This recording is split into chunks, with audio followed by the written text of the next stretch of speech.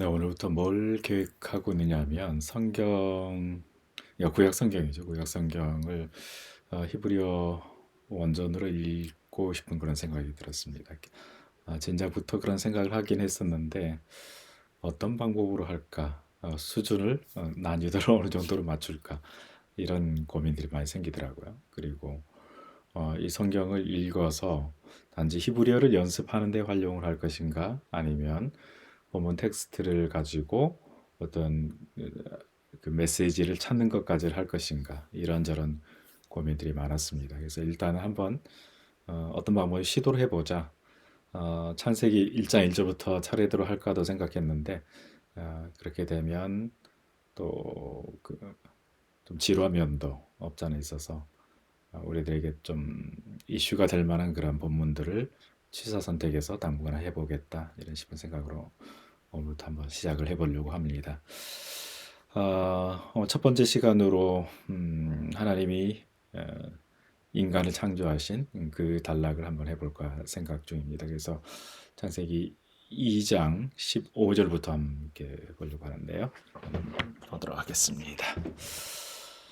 네, 이거이면 그림 제 모습도 조그맣게 보여드리도록 하겠습니다.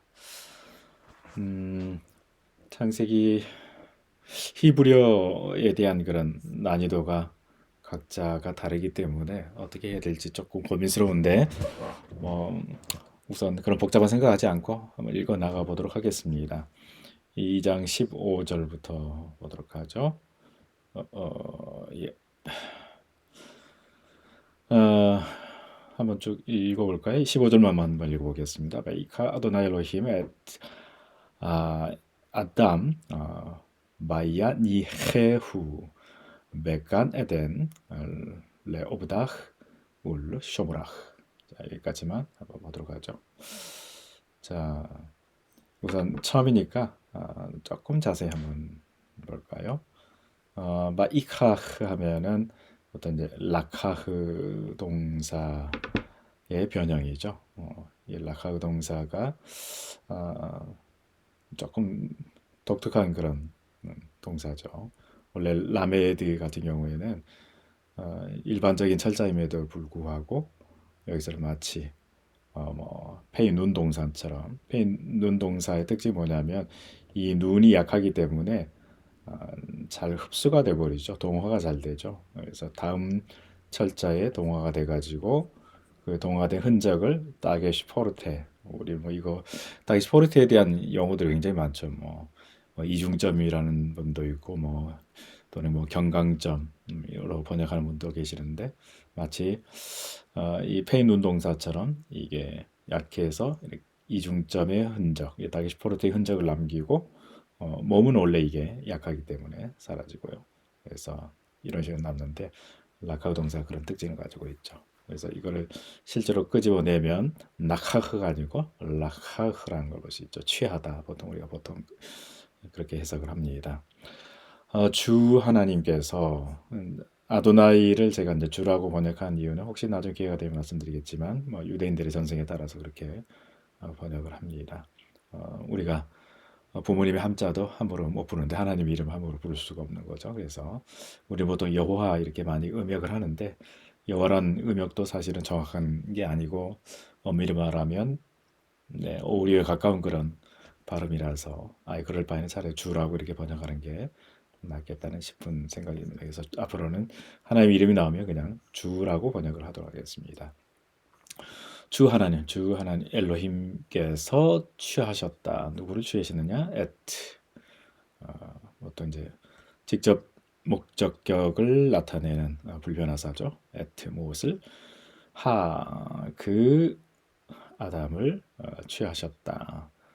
보통 이제 정관사 같은 경우는 헤이 파타 다음 첫 번째 오는 명사에 다게시 포르테가 오는데 이 경우는 이 알렙이 훔이기 때문에 훔에는 다게시 포르테를 찍을 수가 없죠. 대신에 앞에 모음을 장모음으로 길어지는 그런 현상들이 나타나죠. 그래서 원래는 여기 알렙에 다게시 포르테가 와야 되는데 그렇게 하지 않고 대신에 여기가 길어지게 됩니다. 그래서 하아담 이렇게 되죠. 예, 그 인간을 주 하나님께서 취하셨다. 그러고 나서 어떻게 하셨냐면 바이아니헤후. 네, 어느 정도 히브리어 공부하신 분들은 아시겠지만 앞뒤를 관심 있게 볼 필요가 있죠. 앞에 보게 되면 바브 연속, 보통 우리 바브 연속 미완료라고 그러는데 이것도 나중에 기회가 되면 조금 더 자세히 설명드리도록 하겠습니다. 바브 연속 미완료 또는 바브 연속 익톨 폼, 익톨 형태죠. 바브 연속의 플러스 익톨 형태 또는 바브, 그를 보통 미완료라고 해서 이제 바브 연속 미완료 이렇게 얘기를 하죠. 바브 연속 미완료는 바브 파타흐 다기시포르테 이게 이제 특징이죠. 그래서 바브 조금 키워서 볼까요? 다른 색깔로 한번 바꿔서 바브 파타흐 첫 번째 오는 단어의 여기 다기시포르테 이게 특징이라고 볼 수가 있겠습니다. 그리고 이제 뒤에를 보게 되면 이제 우리가 또 어떤 전미어가 붙었는지를 볼 필요가 있는데 후라는 전미어가 붙었죠. 후라는 것은 보통 남성 단수 라는 걸 알 수가 있고요. 그러면 이게 목적어로 사용되는 거죠. 여기서 그를 그다음에 이제 남는 거는 뭐냐면 마부연서 미완료이기 때문에 미완료의 출발은 항상 접도가 있다는 거죠. 요들한 접도로 시작되고 그다음에 여기 파타흐의 흔적을 보니까 이게 히필이구나라는 것을 대략 우리가 추론할 수 있죠. 그러면 남는 건 이제 이거밖에 없는데 자 히브리어 동사에서는 보통 몇 개의 철자가 있습니까? 대개 세 개의 철자로 구성되죠. 그러면 여기 뭔가 생략되었다라는 것을 알 수가 있는데 이런 경우에 몇 가지를 추론해 볼 수 있지만 대개 일상적으로 아인바브 동사 여기에 아인이 있었을 거다. 그러면 다시 쓸까요? 아마 여기에서 온 노아흐라는 동사가 원형이 노아흐라는 동사가 아닐까 이렇게 추론해 볼 수 있죠. 여기서 파생된 명사가 노아흐죠. 노아흐. 노아흐가 누굽니까? 예, 노아죠. 노아 할아버지. 쉬다. 뭐 또 이게 뭐 근데 여기서는 히필 형태이기 때문에 쉬게 하다, 아니 뭐 놓다, 두다, 뭐 이런 의미로 볼 수 있죠. 그래서 결론적으로 그를 주어는 이제 3인칭 남성 단수이기 때문에 그가 그를 놓으셨습니다. 두셨습니다. 이렇게 번역할 수 있겠습니다. 어디에 두었느냐? 전치사 부 뭐뭐에 이렇게 번역할 수 있고 어디에 간에 대한 번역이 조금 쉽지는 않죠. 뭐 보통 뭐 정원에 가까운 그런 개념이긴 한데 이 간이란 말이 가난에서 왔을 가능성이 높거든요. 가난. 아마 그 BDB 사전을 찾아보면은 가난이라는 동사 하위 단어에 아이고 천재 쓰니까 이렇게 바뀌어버리네. 예, 가난이라는 동사 서브 목록에 이 간이란 명사가 나올 겁니다. 근데 이 가난은 뭐냐? 울타리를 치다 이런 거거든요. 울타리를 치다 뭐 이런 개념의 동사입니다. 그러니까 보통 우리가 울타리를 칠 정도면 뭐 굉장히 큰 정도의 범위는 아닐 것 같고 그래서 보통 우리가 정원 정도 이렇게 표현하는 게 적합하지 않을까 이런 생각이 들고요. 울타리 친다는 것은 경계를 정한다는 그런 의미가 될 수 있고 또 보호의 의미도 있는 거죠. 그래서 어떤 구획을 정해서 거기 어떤 보호 장소로 이렇게 설정했다는 것을 우리가 추론해 볼 수가 있습니다. 그 다음에 나타나는 단어가 이제 에덴인데, 이 에덴은 히브리어에만 나타나는 단어는 아니고, 예를 들면 수메르어 같은 경우에 보면은 에디나라는 그 단어가 있습니다. 에디나. 에디나는 굉장히 발음상으로 유사하죠. 근데 여기서 뭐 고대 근동까지 다 뭐 자세히 얘기할 수는 없고 에디나는 뭐 들판 뭐 이런 정도의 개념을 가지고 있습니다. 근데 히브리어에서는 그 의미가 완전히 다르죠. 히브리어에서는 에덴의 의미가 기쁨이란 뜻입니다. 그래서 아마도 이성석 기자는 이 히브리어 갖고 있는 기쁨의 뜻에 더 주안점을 뒀다고 볼 수가 있겠습니다. 그 전에 어떤 이런 개념들이 다른 언어에서는 어떤 의미를 가졌든 이 본문을 기록할 때에는 아마 기쁨이란 말에 더 관심을 두고 이 단어를 사용하지 않았을까 그런 생각이 듭니다. 그렇게 되면 결국 이건 간 에덴, 이거는 우리가 보통 에덴 동산이라고 하는 이것의 의미는 뭐냐면 기쁨의 동산이고 기쁨의 정원이라고 볼 수 있죠. 그러니까 하나님께서 아담을 지으신 이후에 그를 바로 이 기쁨의 정원에다가 두신 거죠. 근데 조금 재밌는 게 뭐냐 그 다음 동사인데 자 전치사 르와 함께 왔단 말이에요. 전치사 르 이거는 뭐 여러 가지로 번역이 가능한데 여기서는 좀 지우고 하죠. 여기서 뭐뭐를 뭐 하도록 하기 위하여 목적을 나타내는 그런 전치사라고 볼 수가 있겠습니다. 뭐뭐 하도록 하기 위하여 뭘 하도록 하기 위해서냐? 자 뒤에 이제 전미어가 보이시나요? 전미어 이게 이 전미어는 여성 3인칭 단수죠. 여성 3인칭 단수이기 때문에 싱귤러 그녀를 이렇게 번역할 수 있는데 근데 어, 아, 후하, 그를, 여기서는 여성, 예, 그 맞습니다. 예, 여기서는 그러면 이 이 간이 여성일 가능성이 높아지는 거죠. 제가 저도 이제 기억이 아리까리해서 간이 실제로 여성인지를 한번 제가 잠시 확인을 해보도록 하겠습니다. 뭐 10중 8구 그럴 가능성이 굉장히 높지만 그래도 혹시라도 모르기 때문에 제가 잠시 확인을 해보도록 하겠습니다. 간. 네, 간이 예, 남성, 여성 다 사용되네요. 남성으로도 쓸 때도 있고 여성으로 쓸 때도 있고. 근데 예전 여성으로 받은 것 같아요. 그러니까 이 전미어의 대명사 전미어의 선행사는 이 간이고 이거를 여성으로 이제 받았다는 사실을 알 수 있고요.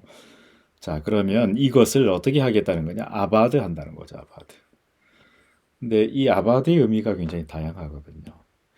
1차적으로 이 아바드의 의미는 경작하다는 의미가 있습니다. 경작하다. 경작하는 게 결국 뭘까요? 일하는 거죠. 그래서 두 번째는 일하다라는 의미가 있고요. 그리고 세 번째는 어떤 그 일의 대상이 있게 되면 누구를 위해서 일하느냐. 이 일의 대상이 있게 되면 이게 섬기다가 됩니다. 섬기다. 그리고 마지막으로 섬기는 게 또 결국 뭘까요? 예배하는 거죠. 그래서 예배하다는 의미가 있습니다. 예배하다. 이게 다양한 용례를 볼 수가 있는데 여기서 가장 이제 우리가 가능성이 있는 의미는 경작하다와 일하다라고 볼 수가 있겠죠. 그러니까 하나님께서 왜 그를 거기에 두셨느냐? 편안히 쉬도록 우리 개념에서는 이미 일이란 개념 자체가 노동의 개념이 있어서 고통스럽다는 느낌이 있거든요. 근데 본래 하나님이 인간에 주신 이 일은 노동의 개념이 아니라는 걸 우리가 알 수 있습니다. 오히려 기쁨이라고 볼 수가 있겠죠. 보람이고. 아무튼 그것을 경험하도록 위해서 그 땅을 그 정원을 경작하도록 하기 위하여 또는 일하도록 하기 위하여 그곳에 간 에덴에 두셨다는 거죠. 그것이 결국 하나님을 섬기는 일이고 또 예배하는 하나님을 예배하는 것이다. 이렇게까지도 우리가 확대 해석해 볼 수 있는 거죠.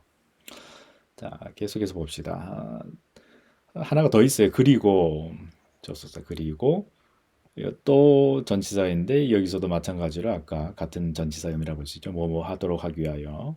자, 뭘 하기 위해서냐면 똑같습니다. 이 전미어는 이 지시대명사는 선행사가 간 에덴이겠죠. 에덴의 정원을 뭐뭐 하도록 하기 위하여 쇼물 이때 이거는 R로 읽으면 안 됩니다. O로 읽어야 됩니다. 왜 그런가? 액센트가 지금 여기에 있거든요. 히브리 액센트는 지금 여기에 실룩이라는 죄송합니다. 예, 실룩, 예, 맞습니다. 이 실룩이라는 이 액센트를 보아서도 알 수 있지만 액센트가 이 마지막 음절에 있거든요. 일반적으로 뭐 히브리어 어, 동사를 제외하고는 일반적으로 보통 그렇죠. 이 여기에 왔다는 것은 음절을 구분할 때에 자, 음절을 구분해 볼까요?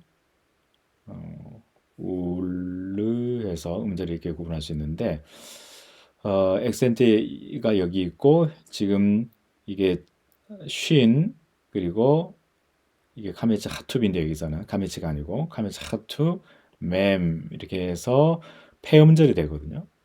액센트 없는 폐음절에서 바로 이 모음 사인은 항상 단모음이 돼야 됩니다. 근데 단모음에서 이 사인은 항상 오 발음으로만 읽어야 됩니다.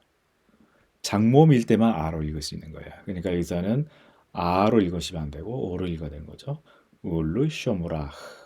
자, 그러면 원형 뭐냐? 샤마르인데 샤마르가 뭘까? 지키다라는 의미가 있죠. 보존하다, 지키다 그런 의미가 있습니다. 그러니까 왜 이제 두 번째는 그곳을 경작하고 또 일하도록 하기 위해서 하나님이 그 가네덴에 인간을 두셨고 두 번째 목적은 하나님이 본래 목적하신 대로 그 질서가 그대로 유지되도록 하기 위해서 그곳에 인간을 두셨다는 거죠. 그런 얘기가 가능해집니다. 그러니까 하나님이 인간을 지으시고 그곳에 두신 두 가지 목적이 바로 여기에 나타나는데요. 창세기 1장을 보게 되면 이게 조금 더 분명해지는데 이 샤마라와 관련해서 창세기 1장의 창조 과정을 보게 되면 케이오스 상태에서 점점 코스모스 상태로 바뀌는 거죠. 그러니까 질서를 잡아가는 그런 모습이랄까요? 무질서한 상태에서 질서를 잡아가는 그런 상태라고 볼 수 있는데 결국 창세 뭐 진보적인 학자들이 주로 얘기하는 그런 뭐 자료 가설에 따르면 창세기 1장 1절부터 2장 3절 또는 2장 4절 상반절까지를 피자로 제사장 문서라고 보통 얘기를 하잖아요. 제사장 문서면 우리가 알고 있는 레위기와 굉장히 깊은 관련이 있는데 레위기와 관련해서 1장이 도대체 무슨 관련이 있는가? 창조의 거룩성을 나타낸다는 거죠. 창조의 거룩성이 결국 뭔가 그건 질서라는 겁니다. 어, 그래서 레위기에서 보여주는 것은 인간의 죄로 인해서 무질서한 그 부분들을 제의적인 방법을 통해서 질서를 회복하는 그런 과정이라고 볼 수가 있겠죠. 여기서도 뭐 그거는 우리가 이제 자료서를 넘어서도 여기서 나타난 게 뭐냐면 하나님이 이 창조 질서를 만드셨는데 특히 뭐 1장에 보게 되면 마지막 모든 창조 질서가 다 완성된 이후에 하나님께서 보시기에 심히 좋았더라. 그는 굉장한 완전한 질서고 그것에 대한 평가는 지고선이다. 좋다는 말이 이제 톱이란 단어지 않습니까? 최고의 톱 메오드 최고의 질서다 이렇게 볼 수가 있는 거죠. 어, 이 질서를 계속 유지하는 임무가 인간에게 주어졌다 이렇게 볼 수가 있는 거죠. 그래서 우리가 여기서 알 수 있는 거는 뭐냐면 첫째는 본래 인간에게 주어졌던 일이라는 것이 결코 나쁜 게 아니었다. 인간의 타락이 이전의 일은 하나님이 주신 엄청난 그런 사명이었고 그 사명을 감당하는 것이 우리 인간의 기쁨이요 보람이었다는 것.